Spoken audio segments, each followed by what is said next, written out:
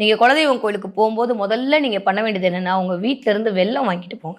வெல்லமும் பச்சரிசியும் கண்டிப்பாக உங்கள் குலதெய்வம் கோயிலுக்கு கொண்டு போங்க. கொண்டு போய் அங்கே குலதெய்வம் கோயில் பாதத்தில் வச்சு வழிபாடு உங்கள் முறைப்படி நீங்கள் வழிபாடு செஞ்சு தேங்காய் வாழைப்பழம்லாம் உடச்சிட்டு அந்த வெல்லத்தை சுக்கு நூறாக இடித்து முடியும். உங்களுக்கு அந்த மாதிரி பழக்கம் இருக்குது அப்படின்னா சக்கரை பொங்கல் நெய்வேத்தியம் பண்ணி சாமிக்கு படைங்க. இல்லை மேடம், நாங்கள் தனியாக தான் போயிட்டு வரோம், இருக்கிற மாடர்ன் சொசைட்டியில் எங்களால் எல்லா அங்காளி பொங்கல்லாம் கூட்டிகிட்டு போக முடியல, இதுக்கு ஏதாவது ஒரு ரெமெடி சொல்லுங்கள் அப்படின்னா, உடனே அந்த வெல்லத்தையும் வாங்கி கொண்டு வந்து ஒரு பகுதி இடித்து அந்த குலதெய்வ செவுரை சுற்றி இருக்கக்கூடிய இடத்துல தூவி விட்டுவாங்க. பாதி வெல்லத்தை கொண்டு வந்து நீங்கள் வீட்டில் வச்சுட்டு உங்களுடைய சாப்பாட்டில் அதை கலந்து அன்னைக்கு ஒரு நைவேத்தியம், உங்கள் வீட்டில் குலதெய்வம் படம் வச்சுருப்பீங்களா, அதை வச்சு ஒரு நைவேத்தியமோ வழிபாடோ பண்ணிவிட்டு நீங்கள் அதை சாப்பிட ஆரம்பிங்க. இது ஒரு மெத்தடு. இன்னொன்று நான் இப்போ சொல்கிறது கண்கூடான பலனை தரக்கூடிய ஒரு விஷயம். இழுப்ப எண்ணெய். உங்கள் குலதெய்வத்தை வசியம் பண்ணணும்